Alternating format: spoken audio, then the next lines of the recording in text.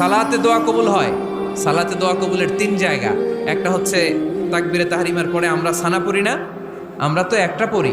আল্লাহর হাবিব সুন্নাহ এবং নফল নামাজে আরো পড়তেন সানা, ওই দোয়া কবুল হয়। 2 নম্বর জায়গা সালাতে সেজদায় পড়ে দোয়া করলে কবুল হয়।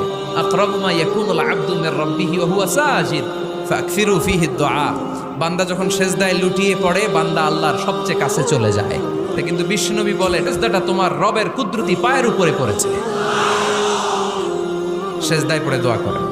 সালাম ফিরানোর আগে বিশ্বনবী দোয়া করতেন, লা ইউসাল্লিমান্না আহাদুকুম হাত্তা ইয়াতাআওয়াযা মিন আরবা'a।